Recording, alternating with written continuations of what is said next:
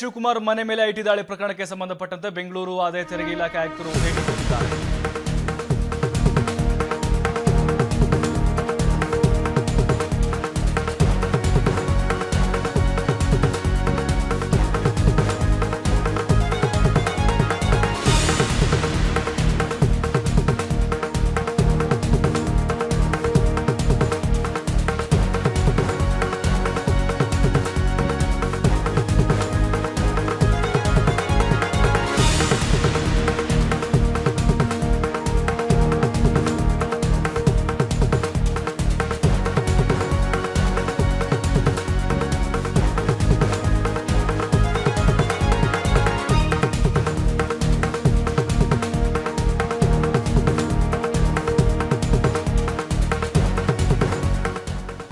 DK Shivakumar ಮನೆ ಮೇಲೆ IT ದಾಳಿ ಪ್ರಕರಣಕ್ಕೆ ಸಂಬಂಧಪಟ್ಟಂತೆ ಬೆಂಗಳೂರು ಆದಾಯ ತೆರಿಗೆ ಇಲಾಖೆ ಆಯುಕ್ತರು ಭೇಟಿ ಕೊಟ್ಟಿದ್ದಾರೆ. ಸದಾಶಿವನಗರದ ಡಿಕೆಶಿ ಅವರ ಮನೆಗೆ ಭೇಟಿ ಕೊಟ್ಟು ಅಲ್ಲಿ ಪರಿಶೀಲನೆ ಅವರು ಕೂಡ ಕೈಗೊಂಡಿದ್ದಾರೆ. ಮನೆಯಿಂದ ಹೊರಟ ಇಬ್ಬರು ಐಟಿ ಅಧಿಕಾರಿಗಳು ತಂಡೋಪತಂಡವಾಗಿ ಐಟಿ ಇಲಾಖೆ ಅಧಿಕಾರಿಗಳು ಸದಾಶಿವನಗರದ ಡಿಕೆಶಿ ನಿವಾಸದತ್ತ ಬರ್ತಿದ್ದಾರೆ. ಇವತ್ತು ಕೂಡ ಶೋಧ ಕಾರ್ಯ ಬಹುತೇಕ ಮುಕ್ತಾಯವಾಗುವಂತಹ ಎಲ್ಲ ಲಕ್ಷಣಗಳು ಕಂಡು ಬರ್ತಿವೆ. ಡಿಕೆಶಿ ನಿವಾಸದ ಮೇಲೆ ಐಟಿ ಆಯುಕ್ತರು ಕೂಡ ಈಗ ಭೇಟಿ ಕೊಟ್ಟು ಚುರುಕಿನಿಂದ ತನಿಖಾ ಒಂದು ಕಾರ್ಯಾಚರಣೆ ಸಾಗಿದೆ. ಇವತ್ತು 4ನೇ ದಿನಕ್ಕೆ ಕಾಲಿಟ್ಟಿದೆ ಐಟಿ ಇಲಾಖೆ ಅಧಿಕಾರಿಗಳ ಕಾರ್ಯಾಚರಣೆ.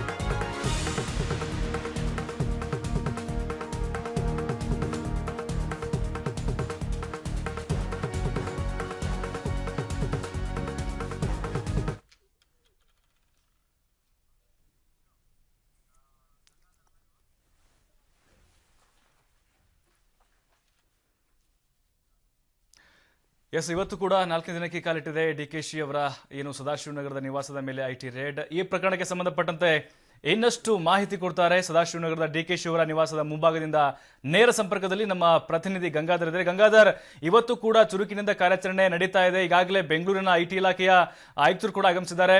ಇವತ್ತಿನ ಬೆಳವಣಿಗೆ ಏನೆಲ್ಲ ಆಗ್ತಾ ಇದೆ, ಸದ್ಯಕ್ಕೆ ಹೇಗಿದೆ ಅಲ್ಲಿನ ವಾತಾವರಣ ಅಂತ?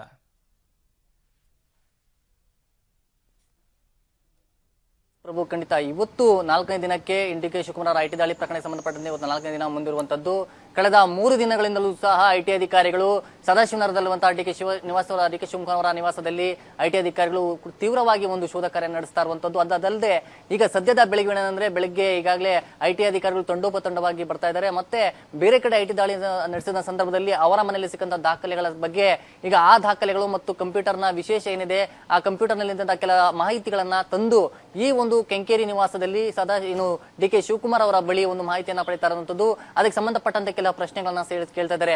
ಡಿಕೆಶಿ ಅವರ ಆಪ್ತರು ಅಂತ ನೆನೆಸ್ಕೊಡ್ರಂತಹ ಅವರ ಒಂದು ಆಪ್ತರ ಮೇಲೆ ದಾಳಿ ನಡೆಸಿದ ಸಂದರ್ಭದಲ್ಲಿ ಅವರ ಮನೆ ಸಿಕ್ಕಂತಹ ಕೆಲ ದಾಖಲೆಗಳು, ಹಾರ್ಡ್ ಡಿಸ್ಕ್ ಮತ್ತು ಡಿವೇರ್ ಸಿಸಿಟಿವಿ ಡಿವರ್ನ ಅದನ್ನು ವಶಪಡಿಸಿಕೊಂಡಿದ್ರು. ಅದ್ರ ಬಗ್ಗೆ ಸಹ ಇಲ್ಲಿ ಆ ಕೆಂಕೇರಿ ನಿವಾಸದಲ್ಲಿ ಅದನ್ನ ತಂದು ಒಂದು ಮಾಹಿತಿಯನ್ನ ಡಿಕೆ ಶಿವಕುಮಾರ್ ಅವರ ಬಳಿ ಮಾಹಿತಿ ಪಡಿತಾ ಇದ್ದಾರೆ ಅನ್ನೋ ಮಾಹಿತಿ ಲಭ್ಯವಾಗಿರುವಂತದ್ದು.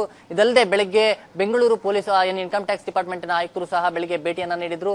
ಇಲ್ಲದೆ ಬೆಳಿಗ್ಗೆ ಇವತ್ತು ಬೆಳಗ್ಗೆ ಡಿಕೆ ಶಿವಕುಮಾರ್ ಅವರು ಕಳೆದ 2 ದಿನಗಳನ್ನು ಸಹ ಐಟಿ ಅಧಿಕಾರಿಗಳ ಗೃಹ ಬಂಧನದಲ್ಲಿದ್ರು. ಇಂದು ಬೆಳಗ್ಗೆ ಹೊರಗಡೆ ಬಂದು ಕಾರ್ಯಕರ್ತರಿಗೆ ಇಲ್ಲಿಂದ ಹೊರಡುವಂತೆ ಸೂಚನೆಯನ್ನ ನೀಡಿದ್ರು. ಮತ್ತೆ ಒಂದು ಸ್ವಲ್ಪ ರಿಲ್ಯಾಕ್ಸ್ ಮಾಡಲ್ ಇದ್ರು ಸಹ ಇದ್ರು ಅನ್ನೋ ಮಾಹಿತಿ ಈಗ ಲಭ್ಯವಾಗಿರುವಂತದ್ದು. ಅಲ್ಲದೆ ಇದೀಗ ಇಂದು ಬಹುತೇಕವಾಗಿ ಸಂಜೆ ಒಳಗಡೆ ಮುಗಿಯುವಂತಹ ಸಾಧ್ಯತೆ ಇದೆ ಅಂತ ಹೇಳಲಾಗ್ತಾ ಇದೆ.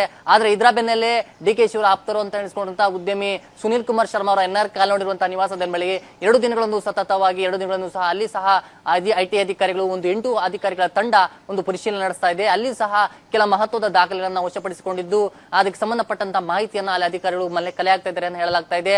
ಆದ್ರೆ ಇಲ್ಲೂ ಕೇಂದ್ರವಾಗಿ ಇಟ್ಟಿಸಿಕೊಂಡಿದ್ದಾರೆ. ಏನಂದ್ರೆ ಕೆಂಕೇರಿಯಲ್ಲಿ ಬೇರೆ ಬೇರೆ ಕಡೆ ದಾಳಿ ನಡೆಸಿದಂತಹ ಕೆಲ ಮಾಹಿತಿಗಳು, ದಾಖಲೆಗಳನ್ನು ಮತ್ತೆ ಕಡತಗಳೇನಿದೆ ಅದರ ಸಂಬಂಧಪಟ್ಟಂತಹ ಮಾಹಿತಿಯನ್ನ ಈ ಒಂದು ನಿವಾಸಕ್ಕೆ ತಂದು ಇಲ್ಲಿ ಒಂದು ಪರಿಶೀಲನೆ ನಡೆಸ್ತಾ ಇದ್ದಾರೆ ಅನ್ನೋ ಮಾಹಿತಿ ಈಗ ಲಭ್ಯವಾಗಿರುವಂತದ್ದು. ಪ್ರಭು, ಗಂಗಾಧರ್, ಹಾಗೆ ನಾವು ಕಳೆದ 3 ದಿನಗಳಿಂದ ನೋಡ್ತಾ ಇದ್ದೀವಿ ಡಿಕೆಶಿ ಅವರ ಆಪ್ತ ವಲಯ ಕಾರ್ಯಕರ್ತರು, ಅಭಿಮಾನಿಗಳು ಕೂಡ ಅವರ ನಿವಾಸದ ಮುಂದೆ ಎದುರುಗಡೆ ಜಮಾಯಿಸಿದ್ರು. ಇವತ್ತೇನಾದ್ರೂ ಪ್ರತಿಭಟನೆ ನಡೆಯುವಂತಹ ಏನಾದ್ರೂ ಮುನ್ಸೂಚನೆ ಇದೆಯಾ ಅಂತ ಹೇಗೆ ತಮಗೆ ಮಾಹಿತಿ ಇದೆಯಾ?